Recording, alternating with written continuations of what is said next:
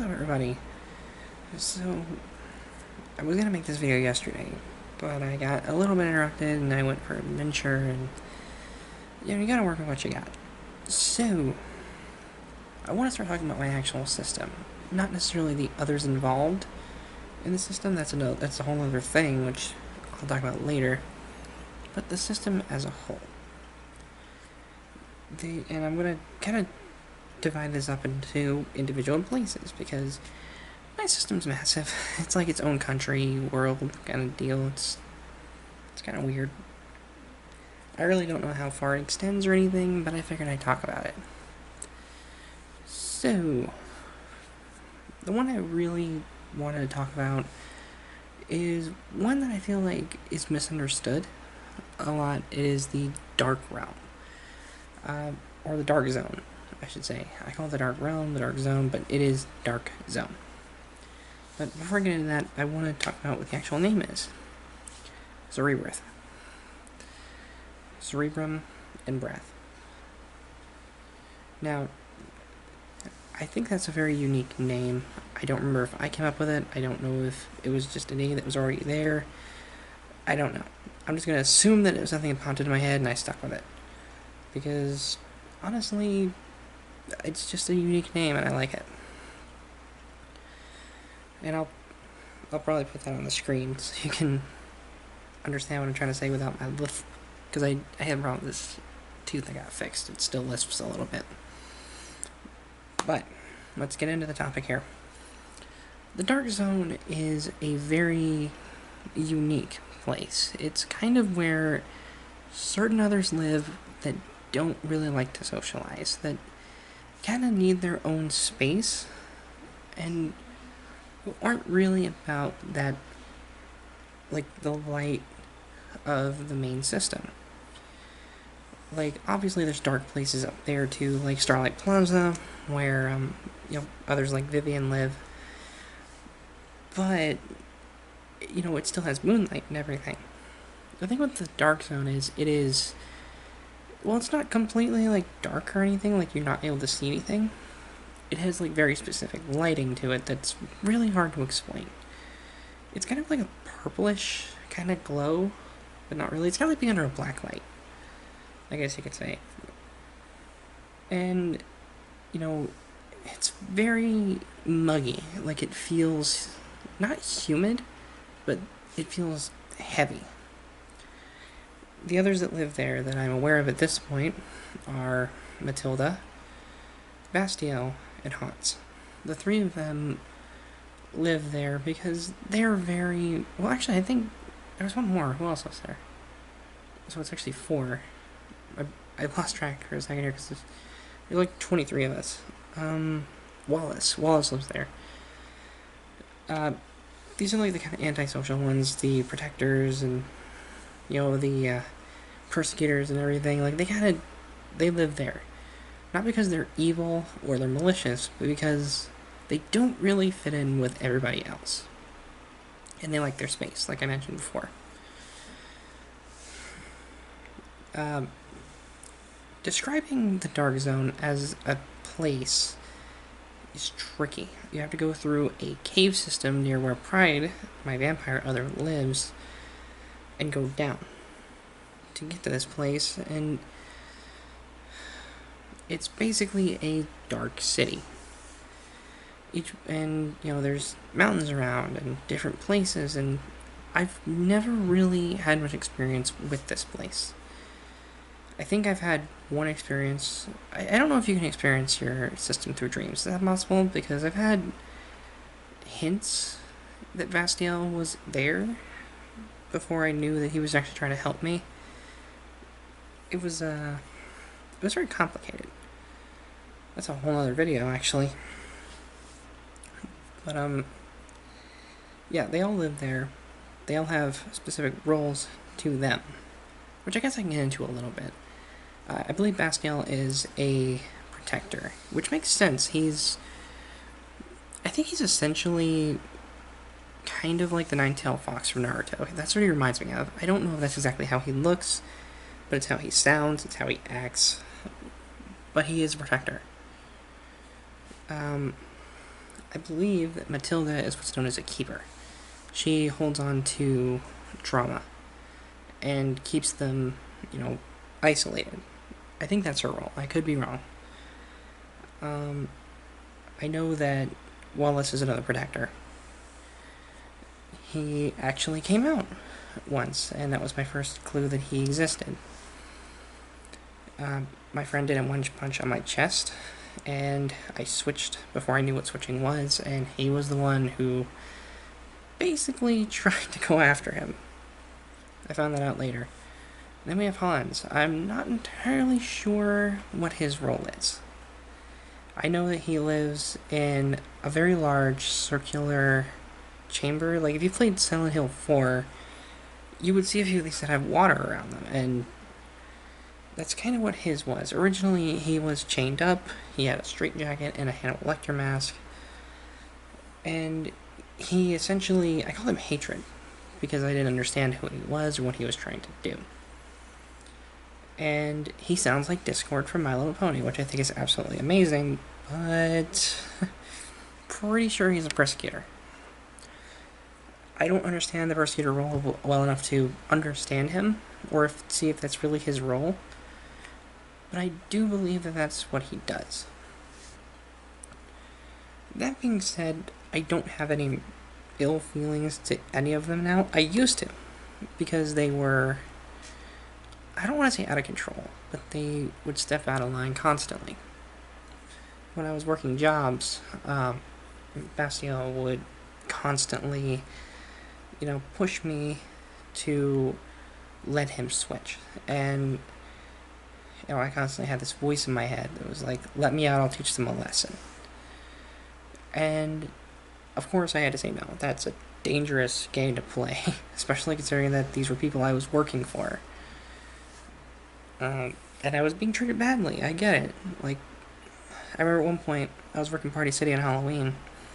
Sorry, a little tangent story, but my legs gave out. Because it was my first job, I wasn't used to moving around as much as they needed me to. And he got fed up when they basically threatened my job about it.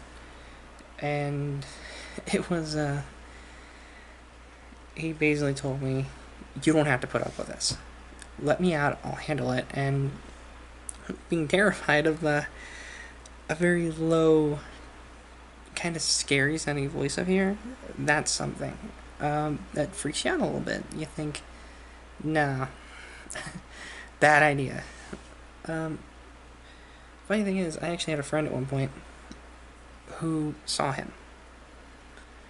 And he was not the first. Like, he didn't physically see him, but I don't want to go into the psychic stuff, because I know a lot of people aren't into hearing about that. But he said he could feel his presence, and it was immense, and if I ever let him out, it'd be a bad idea. Because at the time, I didn't understand it. I don't think my friend understood it very much. But I do remember talking to someone who could see aura, and they mentioned seeing multiple auras around me. So, and one of them was a giant, giant monster, which happened to be Bastille, which is fascinating. Beyond that, I haven't had much experience with the other three. Or the other two, I should say. Honestly, this whole thing is complicated. I'm losing track of myself. I haven't talked to Matilda much. I know that she's a little out there. I'd like to compare her to, if you watched the Steven Universe movie, she's a little bit like Spinel when she first shows up. I wouldn't say she's vindictive, but she is a little twisted. And she's still learning to coexist with everybody, which is going to take time, and I need to start communicating with her as well as everybody else. This is hard. But, I think we talked about Wallace, we talked about Bastille, we talked about Hans. Yeah, I think she's the main one I haven't had much interaction with. I never actually described, two of their appearances, though. Hans is a middle-aged man, which I don't know how to feel about. He's 40-something, I think. And he's kind of lanky. I don't want to say he's anorexic, but he's lanky in build, and he's kind of, his face, I remember being kind of terrifying. Like his eyes are sunken in, and he's got like they're like gray in color, and he has short black hair. So I don't know what it is about him, but it kind of unnerves me a little bit. Not that's a bad thing. Like I feel like that's kind of his job to be a little unnerving, but I could be wrong.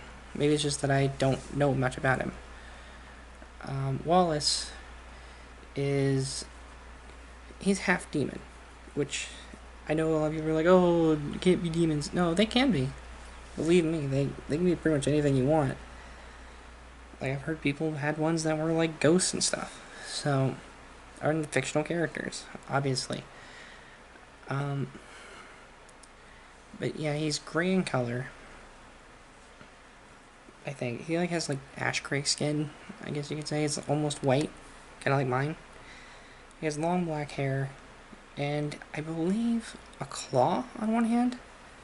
I don't remember much about him. I'm gonna have to redraw him, but he has horns and one wing. He's a very unique looking guy, and he always wears an overcoat, which I think is kind of cool. He's obviously a lot stronger than me, hence why he's a protector. And I'm trying to think what else there is to it. Like, there's a lot to his character. I'm gonna have to really just, like, write that down and make an entire video on that one. Like, when I go into the individuals. Matilda is about my age, maybe a little older. She looks a lot like me, but she has more feminine features. Obviously, she's female. She's a little curvy, a little busty, and wears a long gray maid's outfit with like the hair thing and everything, and her eyes are pure glowing red.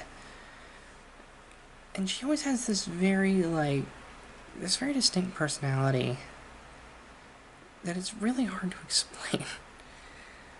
Like, I think because I don't know much about her, I don't want to go too into detail in case I get something wrong. But when I talked to the ones who were outside of the Dark Zone, they said that she unnerves them. And one of my others, Joy, basically said it's like she takes up all the light in the room and makes you feel sad for some reason. And I don't think she does that intentionally. I'm not claiming that.